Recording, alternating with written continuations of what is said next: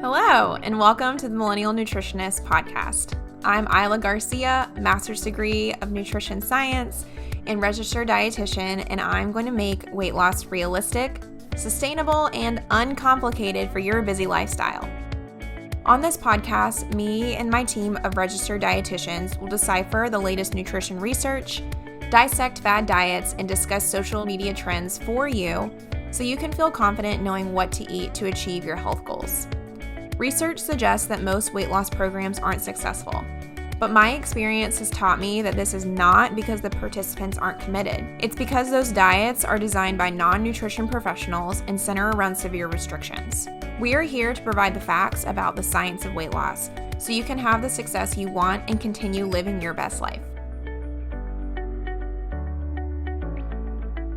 Welcome back to the Millennial Nutritionist Podcast. Isla here, your founder, CEO, and host of our podcast.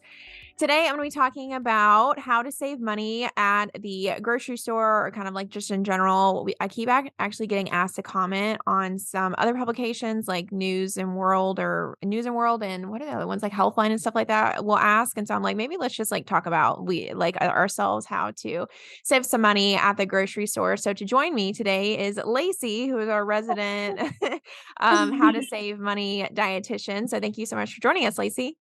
Yeah, thanks so much for having me. What is in your background that will kind of help us to know more about budgeting? During grad school, and actually one of my first jobs as a RD was working in public health. And when you work in public health doing health education, you definitely work with populations from all different socioeconomic backgrounds. And I worked a lot with the SNAP population. My position was actually funded by SNAP Ed. So we worked a lot with helping people cook more on a budget and finding, substitutions and different tips and tricks at the grocery store. I used to lead grocery store tours actually and walk through the aisles and kind of how to find the best bang for your buck in all of those areas. And overall, I just really, I don't know, maybe I'm kind of a thrifty person, but I like to kind of find, the best deal and figure out how to make recipes cheaper. During my last position at the Post Center, I also wrote a cookbook about, eating healthier, more fruits and vegetables in a more economic way. So, this is something I'm super passionate about no matter what walk of life you come from. I think these tips can be really helpful for you, even if you're just, looking to kind of narrow down your grocery list or figure out how to shop more on a budget. Yeah, and I think this topic is super relevant, like I said, because even for our population, I know that it's probably different than what you worked with at the Post Center, but healthy habits in general, I think, do cost money. And when I think it's always better to kind of allocate money towards working with a professional. And if your grocery budget now is eating up all the money you could spend towards actually like working with a trainer or working with a dietitian, just because now you're spending $7 on eggs, like we can help you to figure out how to reallocate that and actually tell you what's worth spending the money on versus what's not. So that's kind of like what we're going to get into today. But what about an update on mom life? I feel like things move so fast for little kids. So anything you've learned since we last talked? Gosh, just adjusting to like less sleep, just like more. I feel like my priorities have changed. Just thinking through, like, taking care of this little person and also trying to like remember I have to take care of myself and just how to kind of balance that all together. So I definitely think we're getting in a good groove now. I'm about to start back at my full-time job this week. So a little bit nervous about that, but I think we'll be okay. And it's just a fun thing to juggle. And, of course he's smiling now and there's just so many fun things that I'm watching him do. So it makes it all worth it. The lack of sleep is totally worth it. Oh, yeah. What does that look like? What does self-care look like now that you are a mom of a little baby? Yeah, that's a really good question. I don't know if I really have figured out like self-care all the way yet. Before he was born, I like made a list of self-care things to do. Like when I was feeling overwhelmed and just like taking a shower is one of them. So like making that time. Honestly, just like going on walks with him. I feel like he just like brings me a lot of joy. So I Mhm, haven't really found the need to do like have like a lot of alone time, but there have mhm. been a few times I've just like gotten coffee with friends and left the baby with my husband. So, those are some little things I'm sure I'll add to that list as as we go on. I'm also like breastfeeding, so my little 10 minutes of pumping, he's supposed to get a bottle a day to kind of help him get the bottle, and that's kind of like my little me time. So just trying to figure out, gaps in my day where I can like focus on things that I want to do. Yeah, okay, that totally makes sense. What about we're always looking for like meals, healthy habits, healthy new little things that you can recommend that you've been trying in your own life. Anything popped up recently?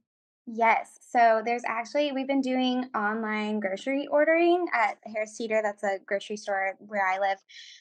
And so it's like super easy with a baby because we can just like order the food on the app and then go pick it up. And my husband actually like found this Kashi cereal. It's Kashi Go Crunch, and it's this like peanut butter one. I don't know if you've heard of that one, but there's 10 grams of protein per serving. And so I've been using it as my granola in my like plain Greek yogurt, and it is so good. I'm, like, addicted to it. He really likes it too.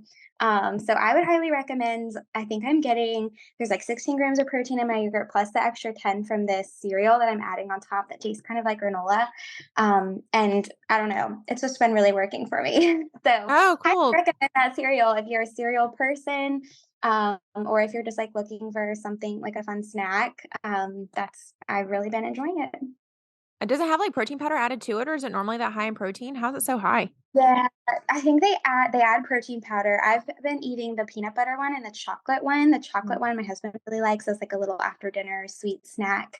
But I mean, typically cereals can be like really low in protein. So the Mhm. fact that this one has a little bit extra, and I mean, if you ate it with like regular milk, it would be 18 grams.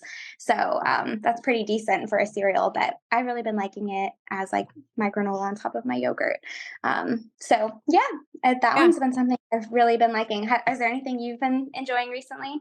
Yeah, mine's not a food thing. I know you follow my personal Instagram account too, but David and I have really been loving pickleball recently. Oh, fun. Yeah, they have a really cool court here. I tried to actually see if there's a court back home in Raleigh where you live, and I don't think so. I don't know. It's like a thing they built like a whole court here. It's like super silly, but it's Yeah. kind of like retro country club vibe is the theme, but it's mostly like younger people that go, and it's like pretty cheap. It's like anywhere like they charge it different per day. Like it's anywhere from like $15 to $20, I think, per person to go, and we like have bought our own rackets. It's just really fun, and That's it's like a fun. yeah, like, you don't have I didn't grow up playing tennis or anything. It's like, if you know how to play ping pong, like, you should be able to do it, and, we picked it up pretty easily, and it's just a really fun way to, like, move my body, and I don't really think about, like, a difficult workout, so highly recommend. Oh, fun. I've actually been hearing of a lot of people playing pickleball recently. I feel like it's kind of making a comeback, like the Yeah. older generation played it. And I remember we used to kind of like laugh at that. And now like people our age are playing. So I've never played before, but I would definitely love. I'm looking for more ways to get active now that I have a baby. It's just like hard to make time for Yeah. that.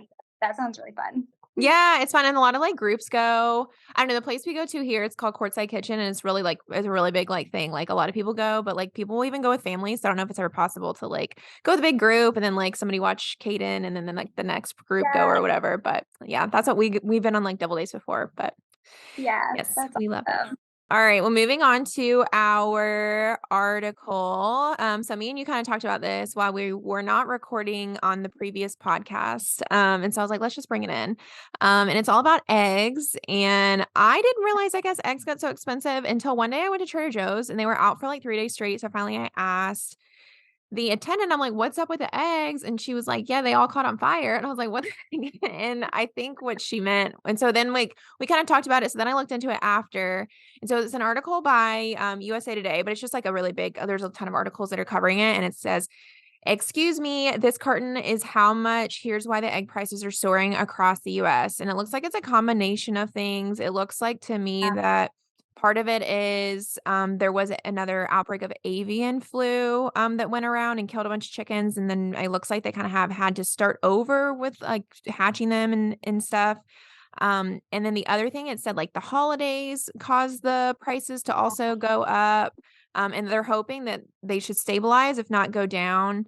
But then apparently people buy a lot of eggs at Easter. I don't know, did they I guess because you dye Uh, them. Yeah. Yeah, like the Easter egg dyeing. I didn't even think about that. It's kind of like the perfect storm of this like super high demand with like the avian flu, and then it looked like there were also like distribution issues too Mhm. with like weather. And so yeah, now that Easter's coming up, I do wonder if like they'll continue. to be Yeah, it said it yeah. was kinda going down, and even, like, there's a because I was even gonna buy them at our local farmer's market, and here in Texas, we had a really weird freeze 2 weeks ago, and I didn't even think about the guy was like, "Yeah, all the eggs, like, froze in the ground," I guess, like, even for local farmers. But any initial thoughts about, anything about, like, egg prices? We even kinda talked last time, and you said you didn't even notice either until you started, like, doing your online shopping, right? Yeah, yeah, well, and I think last time we talked, people were bringing us so many meals that I hadn't really Mm, done much grocery shopping myself, but, yeah, even online, I actually noticed I like to buy the free-range eggs when I yeah. can, and those ones are, like, cheaper now than, like, the conventional ones, which is interesting, at least the ones that I had been buying, so, I thought that was kind of interesting, but, yeah, my thought was just kind of like that like I said, the perfect storm of lots of things happening, making egg prices go really, really high, which is really unfortunate, but there's still lots of ways we can get in protein without eating eggs. Even with before this happened, a lot of people would ask us all the time on Instagram, like, "I don't like eggs, what can I eat for breakfast?" type of thing. So, what is your solution to that? This might sound weird at first, but I have family members that are vegan, and I'm the vegetarian gal over here. So I don't know if anyone has ever tried making tofu scramble instead of egg scramble. There's a lot of restaurants in Raleigh that actually serve that, and so it's pretty easy to make if you just do like tofu instead of your eggs, and you can put turmeric and different things in there to make it taste like an egg and with all your veggies, and you could even put meat if you wanted to. My favorite, like, easy breakfast options are gonna be your Greek yogurt, your protein shakes, your cottage cheese. You could always get fun with, like, different types of nut butter toast or avocado toast. Smoothies are always really, really easy to do in the morning and probably one of my favorite ways to get in protein and veggies in the morning. And then you could always do, like, some oatmeal that keeps you really, really full with some nuts, or whatever else you wanna put in it. And then, I mean, I have a lot of patients in my full-time job that always are like, "I'm allergic to eggs," or "I don't like eggs," and it's totally fine to have, like, a non-traditional breakfast if you want. Like, some people like to have, like, salad for breakfast or, leftovers from dinner or something, so that's always an option too. Yeah, no, I think those are good ideas. I think a lot of people forget about those things, and I think the tofu scramble is good too because I know the hard one is, like, if you can't do dairy and you also don't like eggs, that doesn't leave a lot. Right.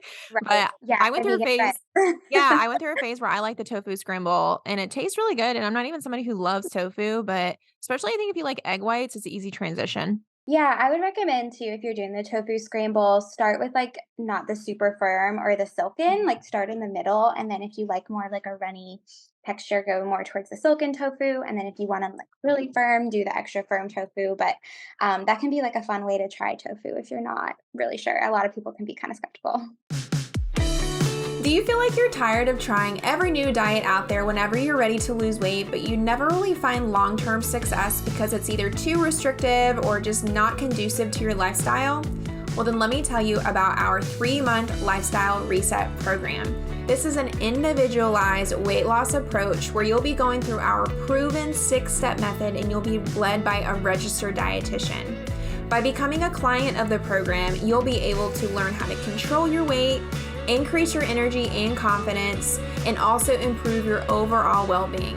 Not to be dramatic, but a lot of clients tell us that they actually change their lives by going through the program and finally find a sustainable weight loss solution when they actually haven't found that with any other program. If you are interested in becoming a client, sign up for a discovery call on our website, themillennialnutritionist.com, with me, Isla Garcia, and I'll help match you with one of our registered dietitian coaches based off of your challenges and their nutrition expertise. If you're ready to find a sustainable weight loss solution in a non-judgmental and encouraging environment, I hope you'll connect with us soon.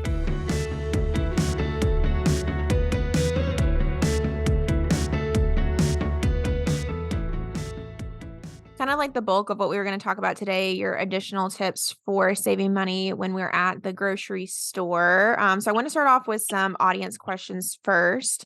So make sure you're following us over on Instagram at the.millennial.nutritionist because I'm trying to incorporate y'all's questions a little bit more because you have good questions that I don't think about. So the first question we kind of got on how to save money is fun, fancy coffee that's low calorie and cheaper than Starbucks.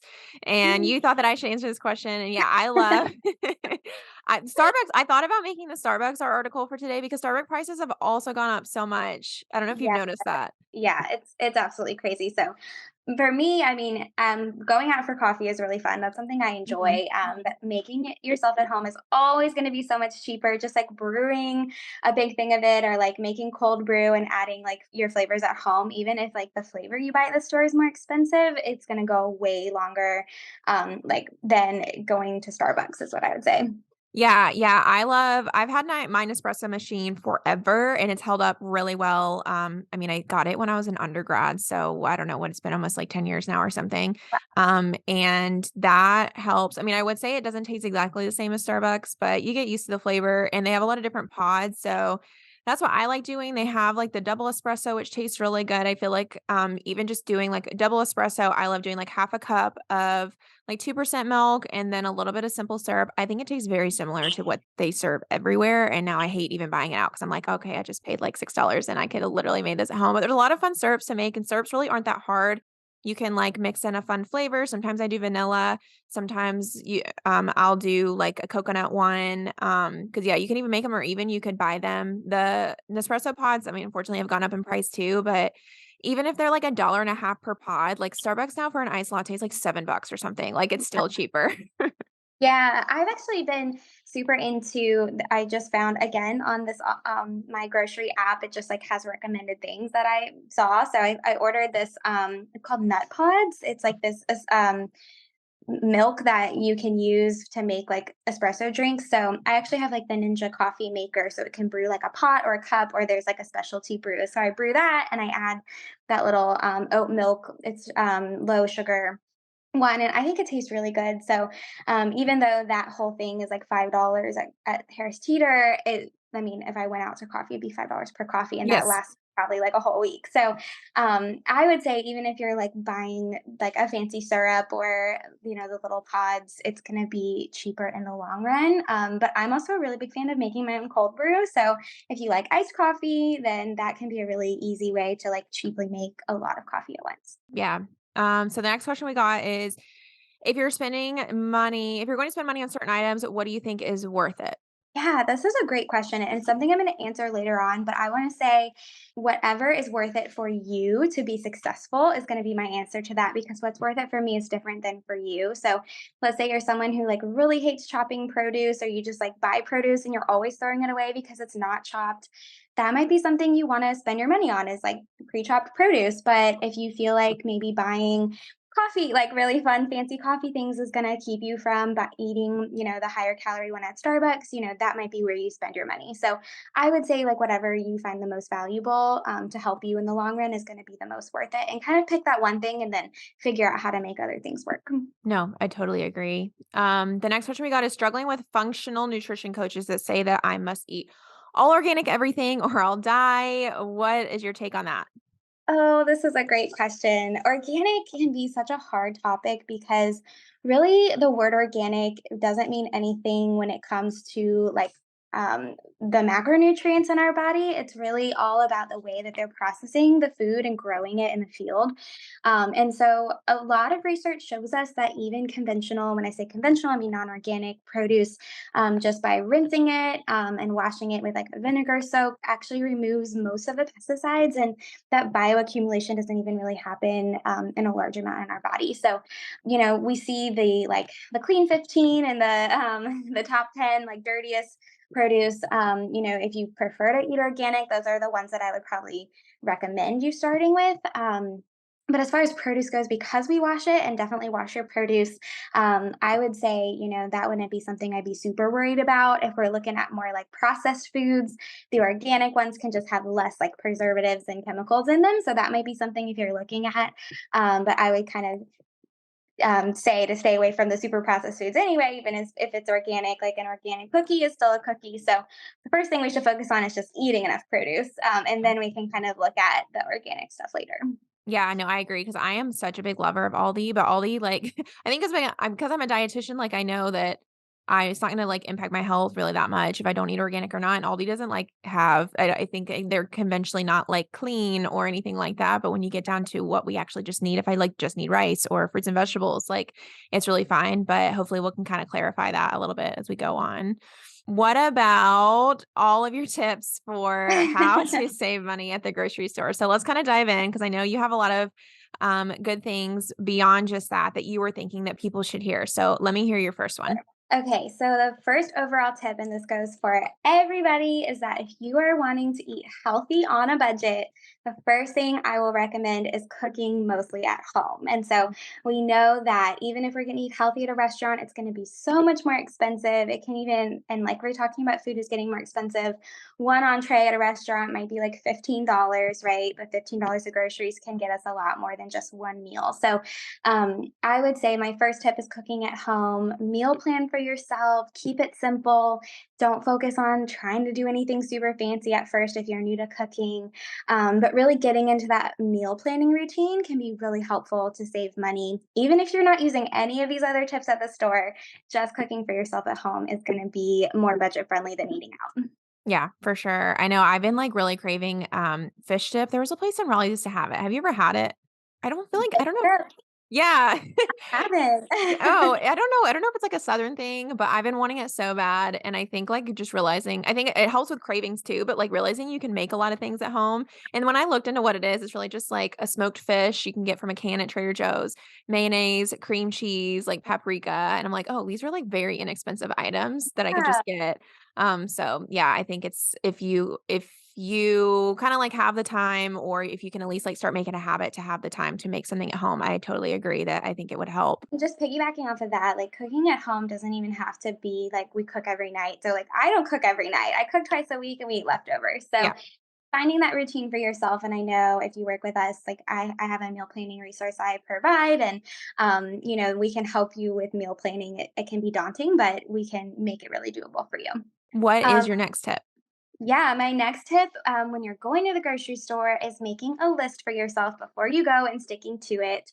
And when you're making that list, I want you to look in your refrigerator and your pantry first. And so, if you're thinking about your meal plan and what you want to make, let your pantry and your fridge kind of guide you to what you might make. So, things that we have in our fridge and our pantry are things that we've already paid for, right? So, we want to use those up. We don't want to throw them away. I know everybody has seen that meme of like the spinach bag that's like been sitting in the back of their fridge and they throw it away, right? So because they ended up not using it. So if you see that produce that you bought and you see like spinach or something, let's try to use that up and make that guide our meal plan. So and bonus if we can like get multiple meals out of the ingredients we're buying. So let's say we're gonna make fish this week.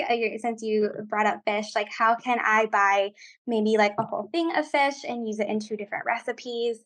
So kind of use that as your guide, and that will kind of help you from buying like those unnecessary items at the store that you might see and be like, oh, this is on sale. If we're sticking to our list, that can be really helpful. No, I agree. I like am always with using the lists. And then a couple weeks ago, I really got really excited because I went back to Aldi and I haven't been for a really long time. And I just like bought so much stuff and almost all of it went bad. And so I totally sympathize with clients who say the same thing because I don't normally do that. And I was like, I'm just not going to stick to the list today and we're just going to see what happens. And ended up buying like $150 of groceries at Aldi, which is a lot for Aldi. And then like a lot of it went bad. So If you go to the grocery store without like a purpose for the items you're buying, you're probably not going to end up using them because you're going to get home and then it's going to be time for dinner. You're going to be like, oh my gosh, I have all this food, but I don't know what to make with it. So, really having a purpose for everything you put in your cart is really important. what is another tip you have for us? If you're someone that gets really impulsy when you get to the grocery store, it can be really helpful to just do grocery pickup. And that way you stick to your list. You don't get, sidetracked by other things at the store. It can even help you eat healthier because you're not tempted by other things at the store on the aisles. And most stores do this for free. I know Walmart doesn't even have like a grocery minimum. So I've actually seen a lot of success with clients, even just sticking to their nutrition goals by doing grocery pickup, and it's going to help you save money. Yeah, yeah, I feel like almost all of it does like, Target, I don't think charges either, and they have, like, groceries at Oh, the Super Target. yeah, yeah. Target doesn't. I know my grocery store, it's like a $35 minimum, but honestly, there's like never a time I go and don't spend $35. I don't think that's a bad minimum. So definitely utilize that if you haven't before. What is another tip? So I would encourage you to use substitutions. So even when you're at the grocery store, let's say we brought up spinach. So let's say we're like looking for spinach, but we see another green like kale that's on sale. Totally fine to swap that out and definitely be free with your recipes or your meal plan if you see something that's on sale. Or let's say we were, planning on making fish, but we get to the store, it's really expensive. Chicken's cheaper. We can always, swap that protein out if you want to. So, finding things that are on sale, substituting them for something else that might be more expensive. Yeah, this kinda reminds me I do this all the time with dressings because I love a good homemade dressing, but I feel like have all the vinegars, like, that they always ask for can always add up, and I'm like, "Do they Oh really gosh. need do they really need to Yeah. be that good?" I feel like as long as you have, like, a red wine, like a white vinegar, like a balsamic, like, I'm pretty good. So I always, like, try to Google last minute. I'm like, "Do I really need this, like, extra apple cider vinegar? Can I swap for something I already have?" So yeah, totally agree there. Yeah, I do that a lot with, like, spices, so I Yeah. love, like, fresh cilantro, but I never use all of it, so, I'm always like, if I'm buying cilantro, this kinda goes back to one of my first tips is, like, what's something else I can use cilantro in that week, or can I swap it out in another recipe if it calls for, like, parsley or something, can I swap it out? So, yeah, those, like, little specialty items can definitely be good ones to swap out if you already have something. What's next? I know everyone always hears shop the perimeter, like don't even go into the center aisles, but I want to tell you not to be afraid of those center aisles because you can actually find a lot of healthy options in the center aisles that are cheaper because they are more shelf stable. So Mm. things like our canned veggies, our canned fruit, our dried rice, our dried beans, those dried spices instead of fresh, all of those things are going to be cheaper and they're shelf stable. So they can last you a lot longer even if you want to do like frozen produce instead, if you feel like the fresh is too expensive, that's generally not only a little more convenient because it's like already chopped up, but it can stay, for longer in your pantry. Or I'm sorry, your freezer. So definitely don't be afraid of those center aisles. Obviously, there's like other things in the center aisles that maybe we don't want to buy, but we can find a lot of those like staples in the center that are cheaper than the fresh stuff on the outside.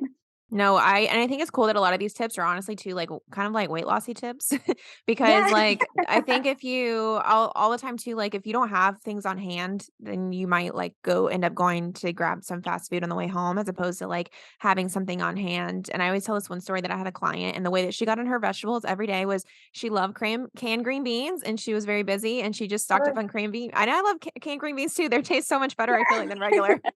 Yeah. I mean, and obviously, like, we wanna look for like, I mean, we can go into, like, the health stuff with canned foods, like, you wanna look for less salt and less sugar in those fruits, but, like, they definitely still count as produce, right? And they're all the ti most of the time a lot cheaper, so we can stock up when they're on sale, put them in our pantry, and then we have something to grab later on. Like, rice and beans are probably a really easy go-to as well that are, really cheap. You can make them, spice them up a bunch of different ways, make burrito bowls or something like that to kind of help cut your costs down once a week. What's next?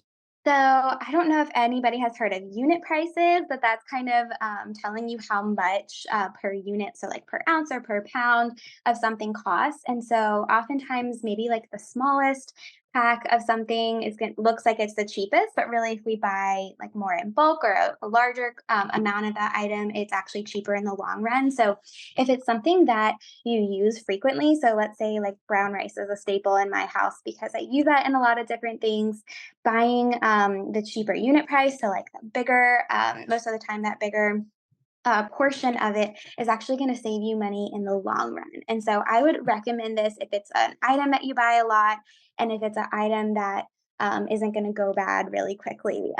Like baby carrots are also another one that I like to use this example of because they can kind of stay pretty fresh in your fridge for a while. They're really convenient produce option, and getting that like bigger bag is going to be cheaper. That might last you like 2 weeks than like the smaller bag. Yeah, no, I agree. I'm glad you put this one in here because I didn't think about it. And it's so convenient. Like they normally list it right there on the big price in Mhm. the grocery store. And this is something I use a lot for like, again, like dressings, or if we get like Asian sauces, like a fish sauce or a soy sauce or something, and like the bottle is like kind of deformed. Sometimes it's hard for me to tell like what one would be the cheaper option because I can't tell how much volume is in there. But I'll always pick the one that has like the lower unit option because it's cheaper in the long run.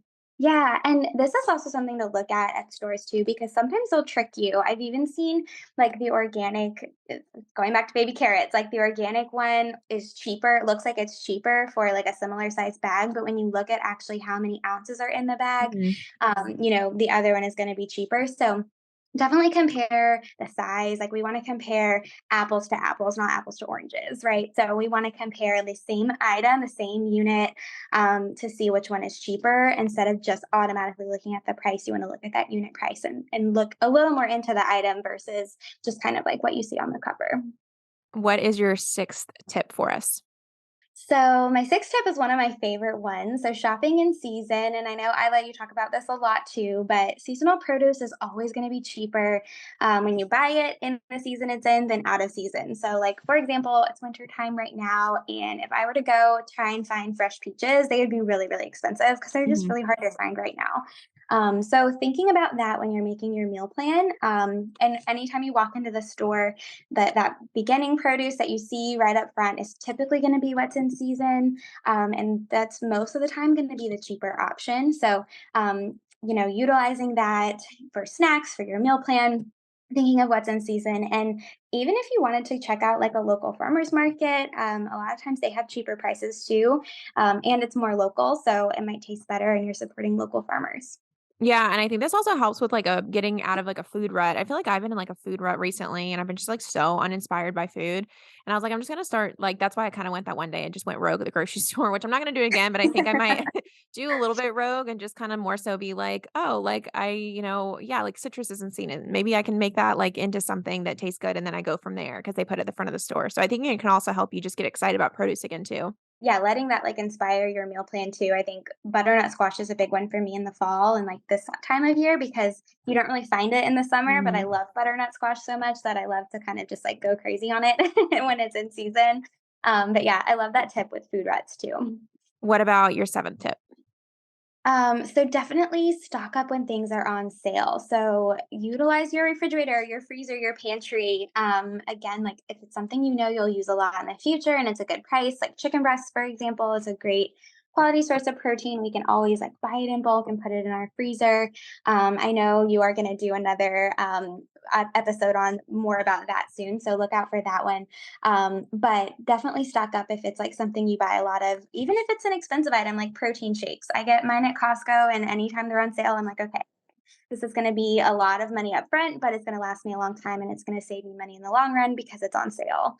Um, you can also, if like everything in your recipe is on sale, you can always like buy extra and make double and then freeze it for later. So then that's like a meal you have for later that's, you saved money on now. So kind of thinking like more long term gains with this one versus just like your immediate like week to week budget, but what's going to maybe save you money in the long run if you know you'll buy it in a few weeks anyways. Yeah, the protein shakes ones are good. We do that with our dog food. We get it from Yeah. Amazon, and every time it's on sale 'cause dog food's expensive. It's always been expensive, I feel like, and we'll, like, stock up on a bunch, but yeah, easy one that you can keep in mind. What is your 8th tip?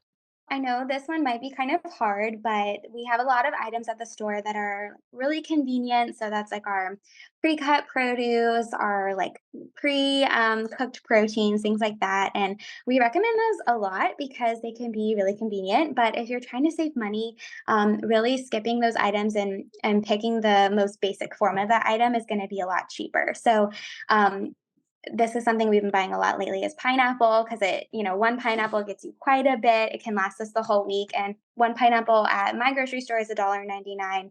But if I were to go try and buy it pre-cut, it's about $7. And you actually don't even get like the whole pineapple cut. So anytime you can really, decrease that like processing time that the grocery store or anyone has done for you, like the less processed it has gone through, the less expensive it'll be, if that makes sense. So if you have the time and you can make the time to kind of do that yourself, that's going to cut your costs in the long run.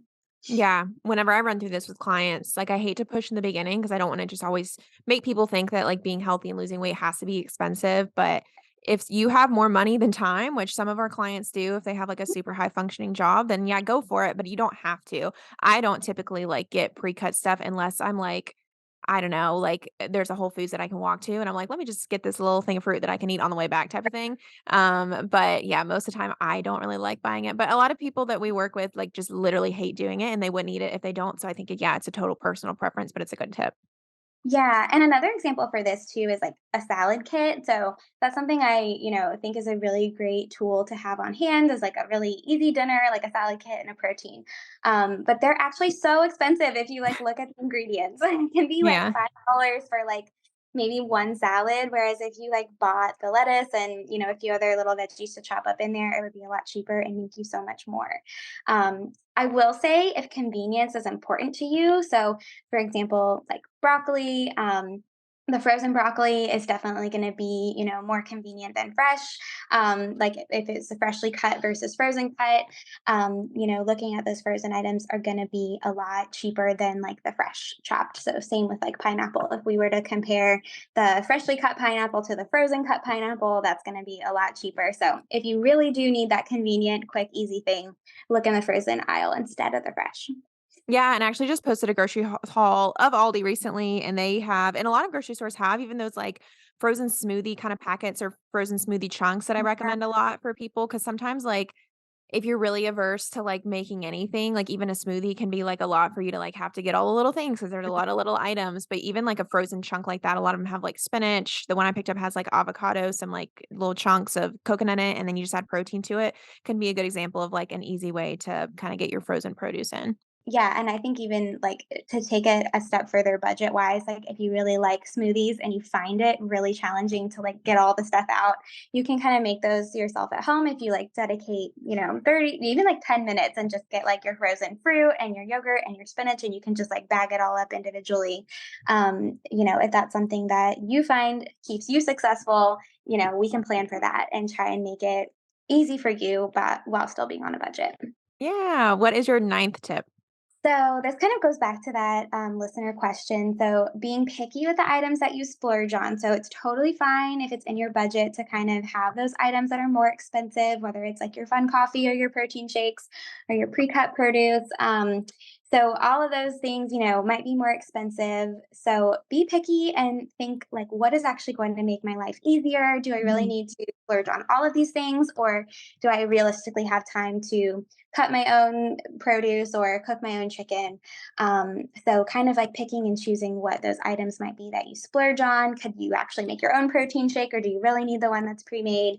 However is going to be the best for you is would be what I would say would be worth splurging on. Yeah, and this is where I'm gonna plug our program because I this is where I think that Yeah. working with a dietitian can help because if you're, like, reading the question and thinking like, "Yeah, but, like, there has to be, like, something that's, like, worth the money." I mean, in my opinion, it's like there's so many ways that you can, like you said, save money or save or spend money on nutritional items. I mean, like, rice and beans is, like, a super complete meal and so cheap, like, you're getting a vegetable and a protein and tons of vitamins and minerals, and having another cheap produce on the side, it can be, like, as cheap as it comes. But if you hate that food and you're not gonna eat it, then let's think of a way to, like, make it more fun with something more expensive. So there's really, I feel like, endless ways to make foods cheaper or more expensive depending on what you like. How do you feel about that statement? Yeah, I totally agree. And like along the lines of like that produce that we buy that like goes bad in our fridge, right? If you're someone who that if I'm, gonna buy this produce, I'm actually not gonna prepare it, then maybe like starting with buying like the chopped produce would Mhm. be beneficial to you until you feel like you have the time to do it. And then maybe we just like decrease our costs with some of like the proteins and we figure out how to make our own there. So yeah, I totally agree. I think, investing in, again, like coming back to our program, that's knowledge that's going to take you far in the long run if you have the knowledge to do these things over time. Yes. And what is your last tip for us?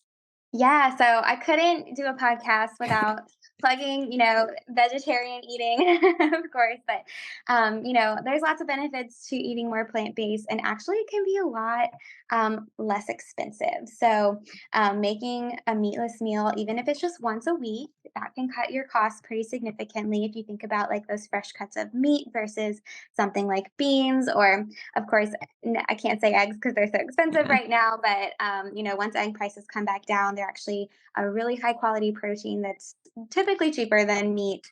Tofu, again, it's $1.99 at my grocery store. So trying to do even just meatless meals once a week can definitely help decrease costs, and often they're more shelf stable than meat anyway. So that can be a super easy way to kind of reduce that once a week. Yeah, and I've really been into beans lately. So Yeah.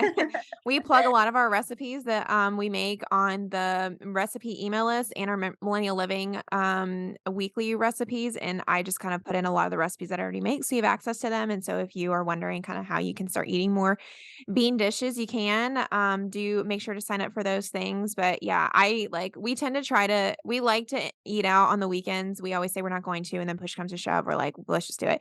But to kinda counteract that, I'll just eat beans every day of the week. Yeah. And I mean, like, I bought a huge bag of pinto beans at Aldi last week, and I mean, I only got through, like, maybe an eighth of it. And so, like, and that and, like, a romaine salad on the side is, like, I feel like pretty complete for me, and it's so cheap. So yeah, I totally agree. I think there's definitely things you can go all out on, but I feel like the things that are expensive that are vegan or what, like all the supplementing type of things, right? Or what else would that be? Yeah. Yeah, so I mean, I think you can definitely see all those like specialty products that are like the plant meats, or yeah, I feel like it's kind of confusing because plant-based is now very trendy. So Yeah.